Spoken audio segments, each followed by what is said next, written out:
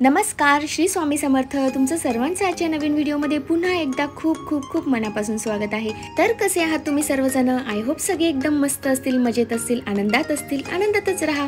तर आजचा जो व्हिडिओ असणार आहे तो शोच्या आधीची तयारी, फोटोशूट आणि ग्रूमिंग बद्दल असणार आहे. जे मेन शूट आहे ते आज असणार आहे आणि त्याची तयारी माझी सुरूच आहे. आता शैला आलेली आहे आणि ती थोडंसं हेअरचं माझी सेटिंग वगैरे करून देणार आहे आणि मेकअप पण करून देणार आहे. तर अर्ध्या 1 तासामध्ये आम्हाला निघायचं आहे ठाण्याला जाण्यासाठी, जिथे मेन शूट असणार आहे तिथे. तर तुम्ही पण नक्की ब्लॉगमध्ये शेवटपर्यंत ब्लॉग बघा आणि कंटिन्यू करा ब्लॉग, आणि स्किप करत अजिबात बघू नका. तर झालं असं की आम्हाला 3:30 वाजेपर्यंत तिकडे पोहोचायचं होतं ठाण्याला, आणि मला ऑलरेडी इतकं लेट झालं होतं. शैलाला मी 2 वाजता बोलवलं होतं, पण शैला मॅडम पण आल्या 2:15 वाजता. ठीक आहे, 15 मिनटं इकडे तिकडे चालतात, पण तिने मला खूप हेल्प केली. आणि जे स्ट्रेटनर मी तुम्हाला दाखवलं होतं ना लास्ट व्हिडिओमध्ये, जे मी विकत घेतलं होतं, त्यामुळे बघा केस किती सुंदर झाले. जसं त्यांनी सांगितलं होतं ना की मॅम तुम्ही बिंदास घ्या, एकदम छान होणार, तसंच झालं. आणि एकदम स्मूथनिंग केल्यासारखेच केस वाटत होते. आणि लुक बघा ना किती चेंज झाला आहे एकदम सडनली. आधी कशी दिसत होती मी आणि आता बघा किती चेंज झालं लुक, आणि शाईन पण किती आली केसांना. किती मस्त वाटतं ते. असं वाटतंय स्ट्रेटनर काय एकदम मॅजिक आहे. भारी स्ट्रेटनर मिळालंय. थँक्यू शैला, तुझ्यामुळे असं वाटतंय की स्मूथनिंगच केलंय है ना. हा, एकदम तसंच लुक आलं, एकदम मस्त. चला आता मी मेकअप करायला स्टार्ट करते. मेकअप म्हणजे मी फक्त थोडंसं फाउंडेशन लावणार होती, लिपस्टिक आणि काजळ, जे माझं नेहमीचं असतं तेवढंच.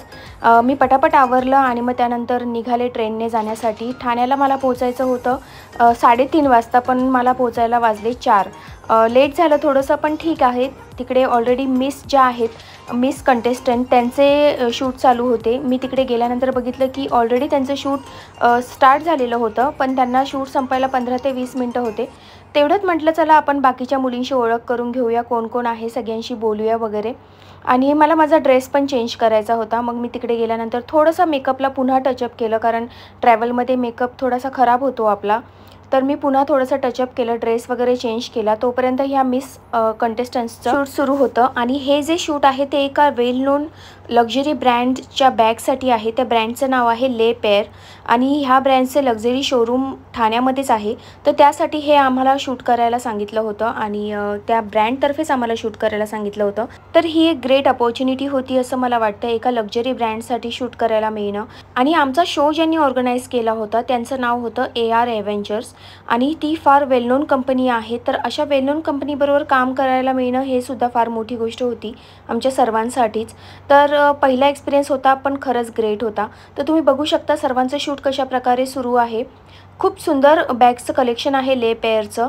मला पर्सनली खूप आवडलं, आणि ह्या सर्व टीमबरोबर काम करताना खूपच भारी वाटलं. खूप अमेझिंग टीम आहे, खूप कोऑपरेटिव्ह आहे. आणि ज्या आमच्या मॅम आहेत त्या मॅमचं नाव आहे अनुजा राव मॅम. त्यासुद्धा खूप हेल्पफुल आहे. ह्याच आहेत त्या मॅम ज्या आता बघा तुम्ही एका मॉडेलला हेल्प करतायत. त्यांची एक गोष्ट मला खूप भारी वाटली की त्यांना प्रत्येक मॉडेलकडे लक्ष देतात, सर्वांचे प्रॉब्लेम पण ऐकून घेतात, सोल्युशन पण काढतात.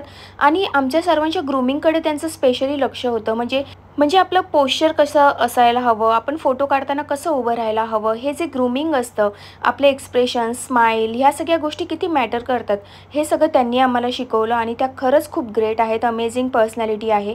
आणि आपण जेव्हा अशा एखाद्या स्पर्धेमध्ये भाग घेतो ना, तेव्हा एक गोष्ट खूप भारी होते की आपण अशा ग्रेट पर्सनॅलिटीजला भेटतो, आणि ह्या सगळ्या गोष्टी आपल्यावर खूप इन्फ्लुएन्स करतात आणि आयुष्यभराचे अनुभव देऊन जातात असं मला वाटतं.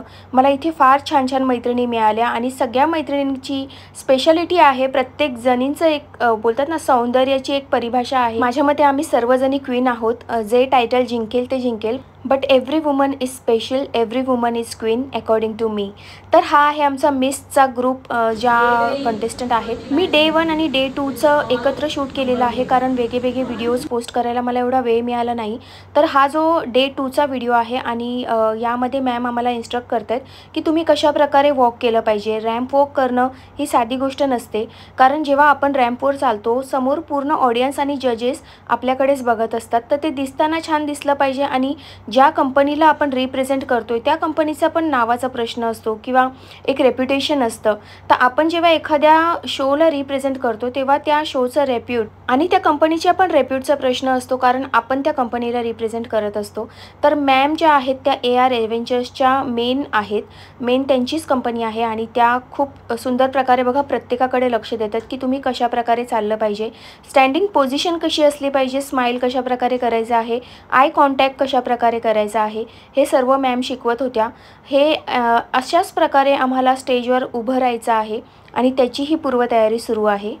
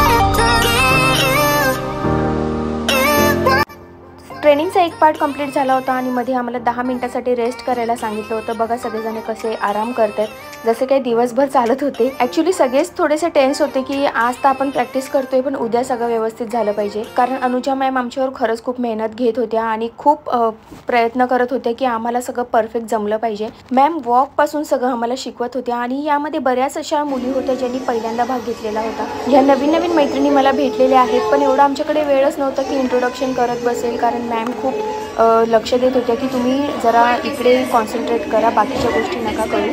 तरी मी मॅमची परमिशन घेतली होती ब्लॉग बनवताना की बनवू की नको, तर मॅम बोलल्या बिंदास बनव, फक्त ट्रेनिंगच्या वेळेला ट्रेनिंगकडे लक्ष द्या वगैरे.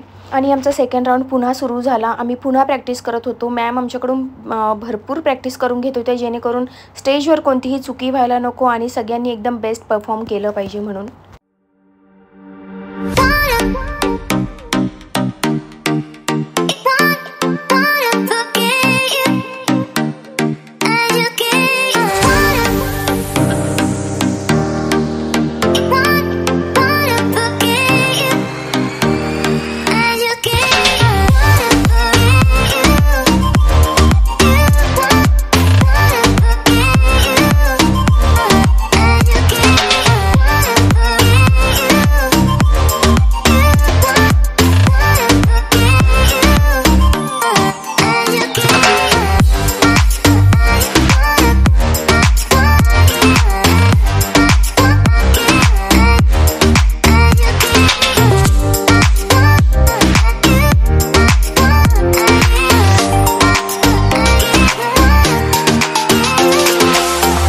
त्यानंतर झालं आमचं फोटोशूट. आम्ही बरेच फोटो काढले आणि छान टाईम स्पेंड केला एकत्र.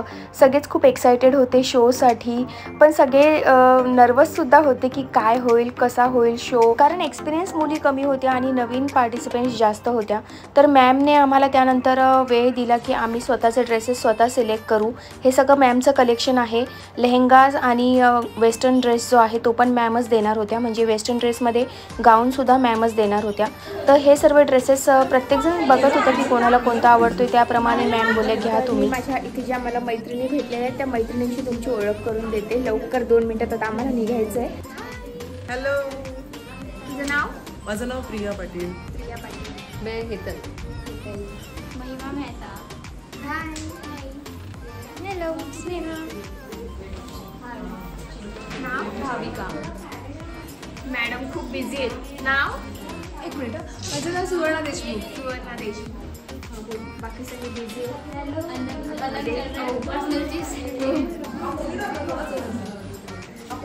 आमचे लेहंगा वगैरे सिलेक्ट करून झालेले होते, तर म्हटलं चला आता लवकर निघूया, कारण घरी जाऊन बाकीची पण तयारी करायची होती. लेहंग्यावर ज्वेलरी वगैरे आम्ही स्वतः अरेंज करायची होती, त्यामुळे मग लवकर घरी पोचायचं होतं. तर आम्ही ट्रेनने जाणार होतो आणि बऱ्याच जणी होत्या ज्या डोंबिवलीला राहणाऱ्या होत्या. आम्ही तिघीजणी एकत्र निघालो. ही प्रिया आहे आणि ती माझ्या बाजूला बसलेली आहे ती हेतल आहे. तर आम्ही एकत्र ट्रेननेच जाणार होतो, कारण कॅबने जायचा विचार केला होता, पण इतकी ट्रॅफिक असते की असं वाटलं कॅबने गेलो तर 2-3 तास अजून लागून जातील, म्हणून मग आम्ही ट्रेननेच जाण्याचा निर्णय घेतला. पण इतकी रश होती की असं वाटलं की घरी जायला खूप लेट होईल, आणि खरंच घरी जायला आम्हाला त्या दिवशी लेटच झाला. तर मी आता व्लॉगला एंड करते. पुन्हा भेटू नेक्स्टवाल्या व्लॉगमध्ये, ज्यामध्ये जो फायनल आमचा शोचा दिवस असणार आहे त्या शोचं फुल शूट मी करणार आहे. म्हणजे जेवढं मला जमेल तेवढं मी शूट करायचा प्रयत्न करणार आहे आणि तुमच्याशी शेअर करणार आहे. तर तो व्लॉगसुद्धा नेक्स्ट व्लॉग आपला नक्की बघा, कारण कोण विनर ठरणार आहे ते त्या व्लॉगमधून तुम्हाला कळणार आहे. तर चला मैत्रिणींनो, आता आजच्या व्लॉगला एंड करते आणि पुन्हा भेटू पुढच्या शोच्या व्लॉगमध्ये. तोपर्यंत श्री स्वामी